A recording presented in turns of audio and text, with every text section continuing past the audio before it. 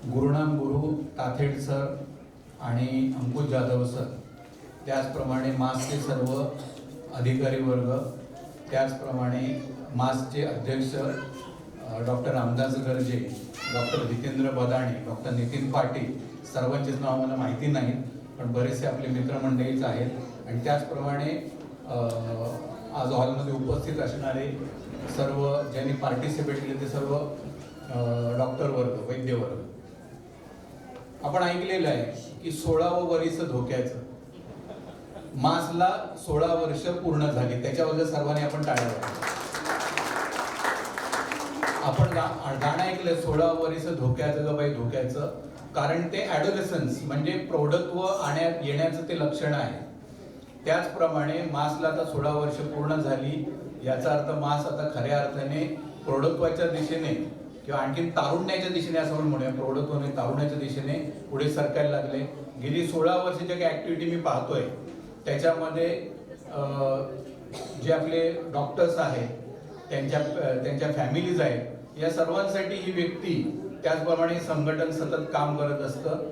त्यांच्या मास या संघटनेचं, त्यांच्या आपल्या मास या संघटनेचं अगदी पहिल्या दिवसापासून जसे ताथेड सर जसे हे आहेत साक्षीदार आहेत, तसं मी त्याच्यापैकी एक साक्षीदार आहे। सगळ्या गोष्टी सांगण्यासारख्या नसतात, काही लपून ठेवायच्या असतात, काही सगळ्या उघड करायच्या नसतात, परंतु हे संघटन खरंच चांगलं आहे। आज जरी इथली हॉलमधली असणारी संख्या जरी कमी असली तरी पण मी म्हणेन की प्रत्येकाच्या फॅमिलीचा विचार करणारी व्यक्ती आहे। डॉक्टर रामदास गर्जे आणि त्यांचं हे संघटन हे फक्त स्वतःपुरतं कार्य करत नसून सर्वांच्या आपल्या बरोबरच्या सर्व वैद्यमंडळींच्या फॅमिलीसाठी सुद्धा ते काम करत आहे। डॉक्टर होण्यासाठी एक कॉलेजमध्ये मी एक नाटक केलं होतं, वस्त्रहरण। त्या वस्त्रहरण नाटकाचं नेमकं ज्यावेळेला प्रेझेंटेशन मी केलं त्याच्यामध्ये मी तात्याची भूमिका केली होती, म्हणजे बाबूजी।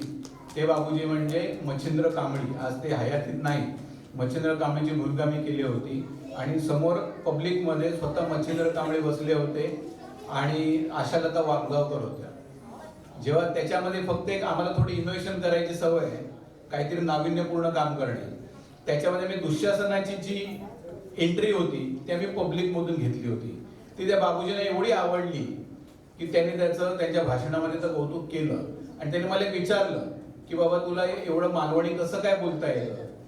तर म्हटलं संपर्क, सहवास, माझे शेजारी, मी भायक्यात राहत असल्यामुळे माझे शेजारी मालवणी लोक राहायचे, त्यामुळे मला मालवणी चांगलं बोलता यायचं। मग मिसेस तुझी, म्हटलं ती त्याला लग्न झालेलं नव्हतं पण आता माझी मिसेस आहे, इंग्लिश चांगलं बोलते कारण त्यांच्या शेजारी कॅथलिक लोक राहतात, त्यामुळे संपर्क ही गोष्ट फार महत्वाची असते। बाबूजींनी त्याने सांगितलं होतं की डॉक्टर होण्यासाठी ऍक्टर होणं फार महत्वाचं असतं। जो डॉक्टर चांगला ऍक्टर होऊ शकतो तोच चांगली प्रॅक्टिस, त्याचं चांगलं कॅरेक्टर बनतं। त्यामुळे प्रत्येक डॉक्टरला आपल्या चेहऱ्याचे एक्सप्रेशन हे मनातले न देता समोरच्याचं ऐकून त्याला आवश्यक असणारे आणि त्याला सेफ असणाऱ्या अशा पद्धतीच्या गोष्टी आपल्याला रिफ्लेक्ट करणं फार गरजेचं असतं। त्यामुळे ह्या कार्यक्रमाच्या माध्यमातून सर्व आयुर्वेदाच्या विद्यार्थ्यांचं, जे प्रॅक्टिस करणारे वैद्य मंडळी आहेत त्या लोकांचं, सगळ्यांच्या फॅमिलीचा विचार केलेल्या ह्या ऍक्टिव्हिटीला आमच्या सर्वांच्या शुभेच्छा आहेत। आणि रामदास, तुझ्या नावातच राम आहे, पण ह्या सर्व ह्याचा दास होऊनच राहा, आयुष्यात नेहमी मोठा होत राहशील आणि तुझं संघटनही मोठे। धन्यवाद।